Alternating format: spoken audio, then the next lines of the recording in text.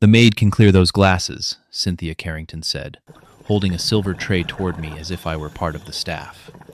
The photographer lowered his camera. Two bridesmaids looked away. My son heard every word. Lucas stood less than 3 meters from me in his black wedding suit, one hand resting over the new ring on his finger. For 1 second, our eyes met. Then he looked toward his bride. Olivia adjusted the lace at her wrist and gave a small, embarrassed smile. "Mom is stressed," she said. "Can we please keep moving?" No one corrected Cynthia. No one said that I was the groom's mother. Behind us, the glass walls of Silver Creek Glass House reflected the golden fields south of Calgary and the distant line of the Rocky Mountains. Everything had been arranged to look effortless. Ivory tablecloths, white flowers, polished glasses. Even the gray dress I wore had been chosen for me because Olivia said the blue one I bought was too noticeable for the photographs. I took the tray from Cynthia, not because she had the right to hand it to me, but because one of the young servers was already carrying too much. I placed it carefully on the service table and thanked her. She stared at me, confused by the courtesy. Lucas moved closer. "Mom," he whispered, "please do not make this into something." I looked at the place card in my hand. My seat had been moved from the family table to a small table beside the kitchen entrance. My name was also missing from the printed wedding program. These were not mistakes. They were decisions. "I have not made anything," I said. I only noticed what was already done. His gaze dropped to my handbag. He knew what was inside. Since the engagement, he had asked twice whether Marcus Reed would attend the wedding. He had never asked why my chair had been moved. I reached into the bag and removed a cream-colored envelope sealed with dark blue wax. Olivia saw it immediately. So did Cynthia. The tension in their faces changed. They believed the envelope contained the future Lucas had been promised. 15% of North Star Linen Services, annual dividends. A place beside me in the company I had built after arriving from Poland with 740 Canadian dollars. I set the envelope on the family table. The seal was still unbroken. That was the only reason their future had not yet become theirs. 36 years earlier, no one had mistaken me for the owner of anything. I arrived in Calgary from Gdańsk in February 1990 with one suitcase, a wool coat, and 740 Canadian dollars folded inside a small envelope. The cold was sharper than anything I remembered from Poland. For the first month, I rented a basement room near Forest Lawn and took 2 buses each morning to a hotel close to Calgary International Airport. My job was cleaning guest rooms. Room 614 was the one I remember most. It belonged to a traveling salesman who always requested extra towels, fresh sheets, and another blanket before noon. The hotel laundry could rarely keep up. Housekeepers waited for carts that arrived late. Guests complained. Managers blamed the staff. I began writing down how many towels each floor used, how often sheets were delayed, and how much time was lost when supplies were missing. I did not know the phrase supply chain then. I only knew that disorder cost money. At night, I studied the labels on industrial detergents and asked the laundry supervisor questions until he finally allowed me to watch the machines. I learned water temperatures, fabric weights, drying times, and why some linens failed after 20 washes while others survived 200. My husband David worked as a mechanic in a small garage. He repaired an old delivery van that barely started in winter and built metal racks inside it from discarded shelving. Our first customer was a 12-room motel near Bonus.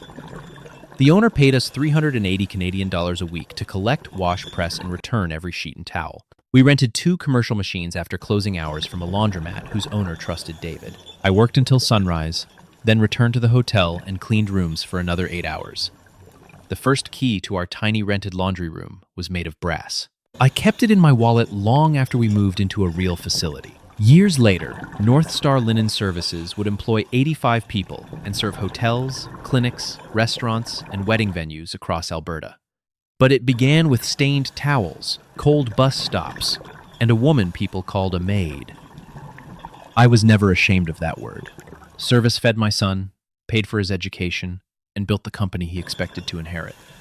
The people at Silver Creek Glass House saw me carrying glasses. They did not know my company had polished every one of them.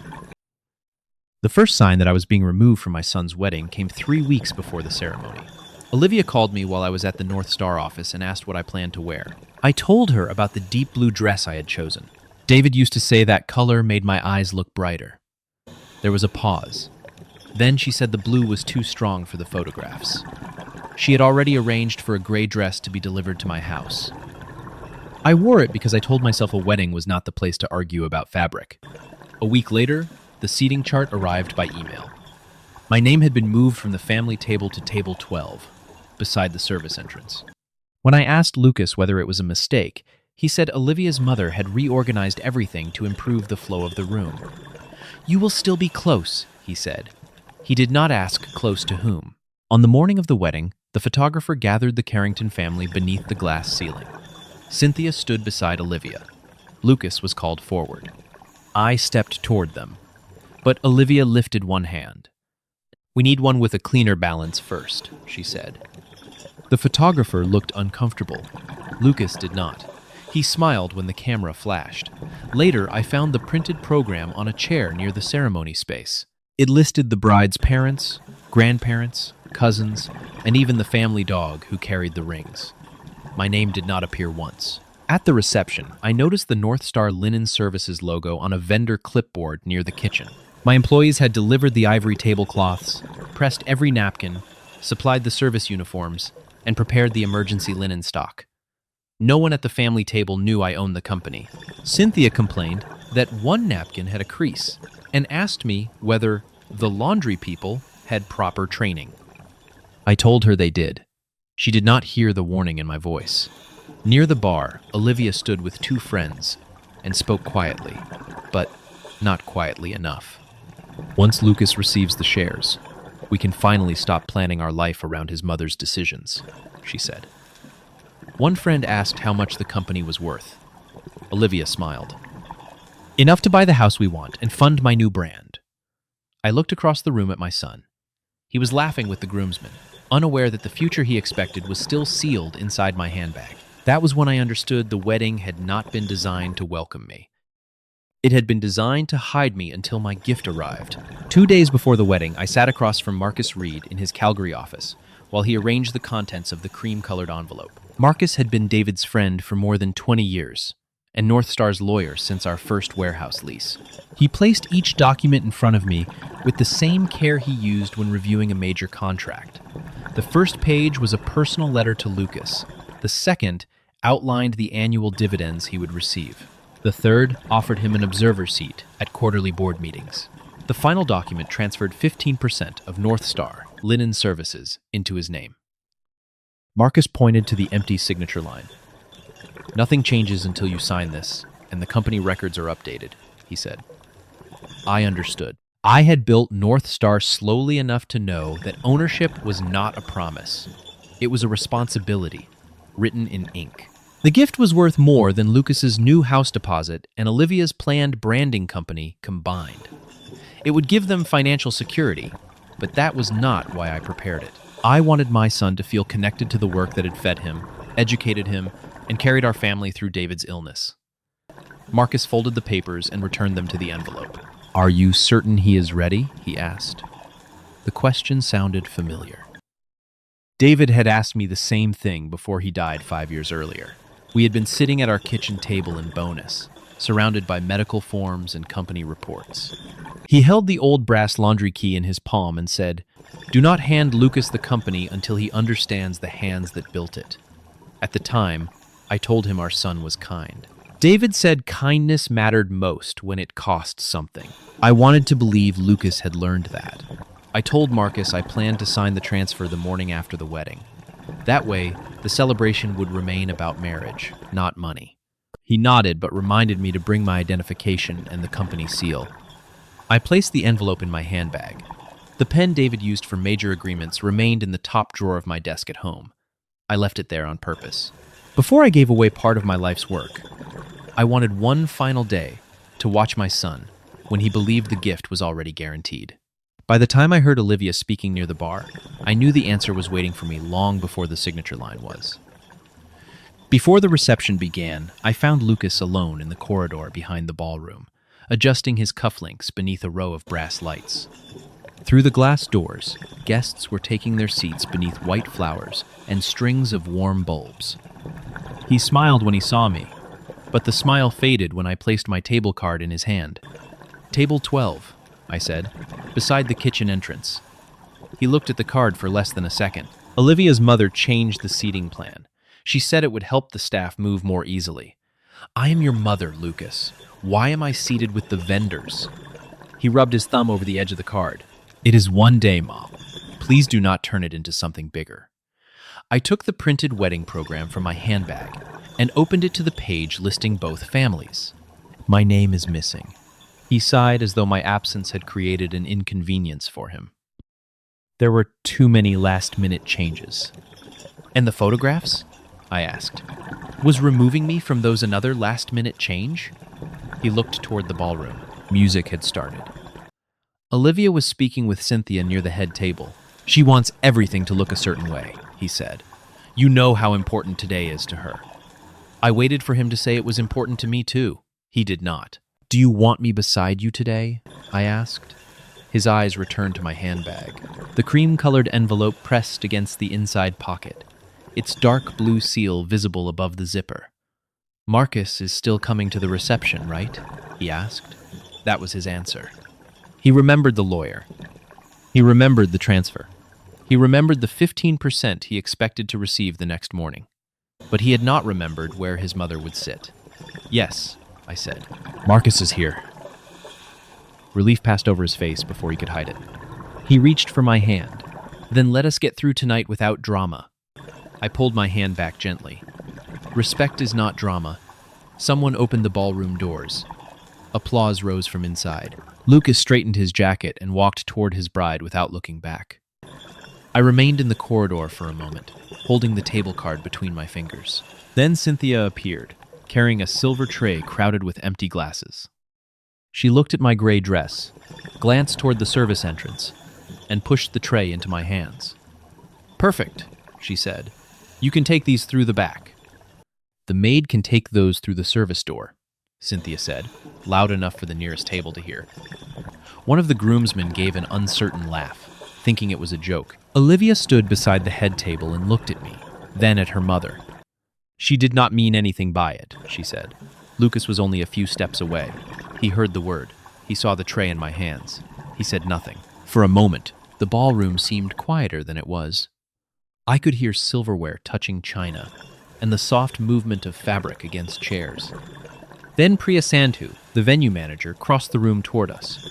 She was 46, calm and precise, the kind of woman who noticed every detail without needing to raise her voice. "Mrs. Nowak Mercer," she said. "You do not need to carry that." Cynthia looked surprised. "You know her?" Priya glanced at the ivory tablecloths, the pressed napkins, and the uniformed staff moving between the tables. "Of course I know her." She was about to continue, but I lifted one hand. "Not yet," I said. I returned the tray to a young server and thanked him. His face was red with embarrassment, though none of this was his fault. Then I walked toward the family table. Marcus Reed was seated near the end, speaking quietly with one of David's old friends. When he saw the envelope in my hand, he stopped mid-sentence. Lucas followed me. "Mom, please," he whispered. "Not here." I turned to him. The insult happened here. Olivia joined us, her smile fixed for the watching guests. "Can we discuss this after dinner?" "You had many chances before dinner," I said. Cynthia crossed her arms. "This is being blown out of proportion." Priya remained beside me. "Mrs. Carrington," she said evenly, "you were introduced to Mrs. Nowak Mercer during the venue inspection 6 weeks ago." Cynthia's expression changed. She could no longer pretend she had mistaken me for staff. I placed the cream-colored envelope beside the wedding cake. The dark blue wax reflected the chandelier light. Marcus stood. Olivia looked at the envelope, then at me. "That is Lucas's gift," she said. "It was meant to be," I replied. I broke the seal. Inside were the papers they had been waiting for since the engagement. I had brought the envelope to welcome two people into the future I built. Instead, I opened it to discover whether either of them deserved to enter it. I removed the first page from the envelope and placed it on the table. It was the letter I had written to Lucas, congratulating him on his marriage and telling him that family ownership required more than a surname. Beneath it was the projected dividend summary. Olivia's eyes moved across the figures before she could stop herself. Then came the observer agreement for North Star's quarterly board meetings. Finally, I unfolded the transfer document for 15% of the company. The ballroom had gone still. Marcus stepped beside me and pointed to the final page. The signature line was empty. "This document has not been executed," he said. "No shares have been transferred, no ownership has changed." Lucas looked at me as if I had taken something from him. "You said this was my wedding gift." "It was prepared as one," I replied. Priya stood near the service table, her voice calm enough to carry without sounding theatrical. "For anyone who is confused, Mrs. Nowak Mercer is the founder and majority owner of North Star Linen Services. Her company supplied the table linens, service uniforms, emergency stock, and laundry support for this entire event." Cynthia's hand tightened around the back of a chair. Olivia glanced across the room at the ivory cloth she had approved without ever asking who owned the company behind them. I held up the transfer document. "I cleaned hotel rooms when I came to Canada. I carried towels. I scrubbed sinks. I washed sheets until my hands cracked in winter." Lucas lowered his eyes. "I was never ashamed of that work. It paid for your school. It bought your first car. It kept food on our table when your father's garage had no customers." I looked directly at him. "A maid cleaned the rooms that paid for your childhood. A maid built the company you expected to inherit. But tonight, my son was ashamed to call that maid his mother." His face changed. "Mom, please, can we talk somewhere private?" I glanced at the guests who had heard Cynthia's insult and watched him remain silent. "The humiliation was public," I said. "The truth will not be hidden to protect your comfort." Olivia stepped closer. "You cannot make a decision like this in the middle of our wedding." "I made no decision tonight," I said. "I simply refused to sign one tomorrow." I folded the empty signature page, returned it to the envelope, and pressed the broken blue seal flat beneath my thumb. The future they had counted on was still mine to give. It was no longer theirs to expect. The wedding did not stop. The music resumed. Dinner was served.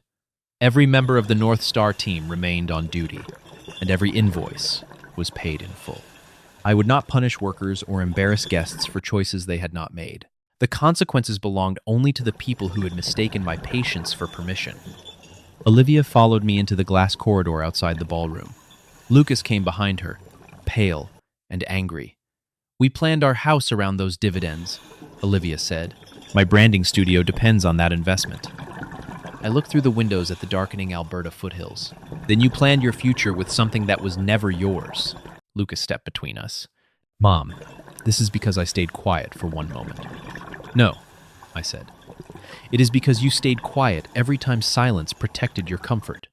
I reminded him of the gray dress, the missing name, the changed seat, the family photographs, the way he had looked at the envelope before asking whether I wanted him beside me.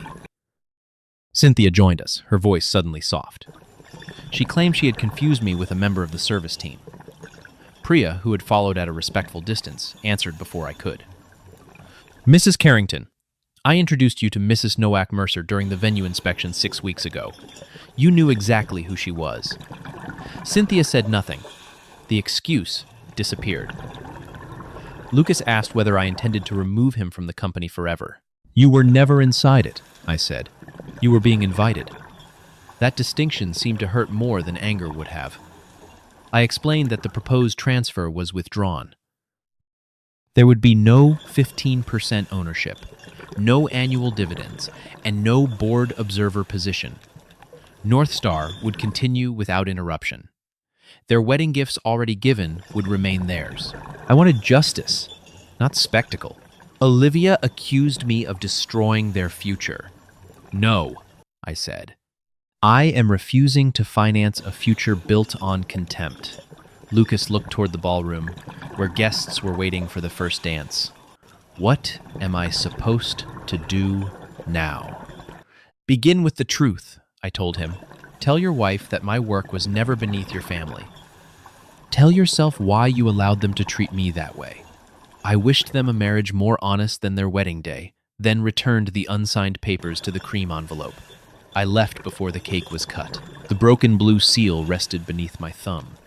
Inside my handbag was not the future I had taken from my son. It was the future he had shown me not to give. 6 months later, I unlocked the doors of North Star Hospitality Academy in Forest Lawn before sunrise. The building had once been an empty training warehouse. Now it held 2 commercial laundry stations, a classroom, a small office, and a bright kitchen where students could practice workplace English over coffee. The money I had planned to use for Lucas's transfer funded the first year of the program. 12 women arrived that morning from Poland, Ukraine, Syria, Romania, and other countries. Some had professional qualifications that Canada did not yet recognize. Others had never worked outside their homes. All of them understood what it meant to be judged by an accent, a uniform, or a job title. I mounted the old brass laundry key inside a glass frame near the entrance. Beneath it was a small plaque with the name Nowak Opportunity Fund. My family name from Poland had crossed the ocean with me. It had waited 36 years to appear on something I built for myself. Lucas did not ask about the shares again. His first letter arrived 3 weeks after the wedding. There were no excuses and no mention of money. He wrote that he had spent years believing silence made him peaceful when it had only made him safe. I did not answer immediately. Apologies can be written in an evening. Character requires more time. A month later, he began volunteering at the academy on Saturday mornings. He repaired carts, moved supplies, and helped students prepare for job interviews. He never asked whether his work had earned forgiveness. He simply returned the following week. Olivia did not come with him. Their marriage was theirs to understand, not mine to manage. I kept my distance from Cynthia. Some relationships do not need revenge. They need boundaries. On the academy's opening day, one student asked whether I had always known I would own a company. I smiled and showed her the brass key. No, I said. I only knew the door had to open somehow. By noon, the laundry machines were running, notebooks covered the classroom tables, and voices filled the building in several languages. They had called me a maid because they believed service placed me beneath them. Service had carried me through winter bus stops, built 85 jobs, educated my son, and opened this door for women who had once felt invisible. I did not leave the wedding with less. I left knowing where my future belonged. At 67, I was no longer waiting for my family to recognize my worth. I was using it to help others recognize their own.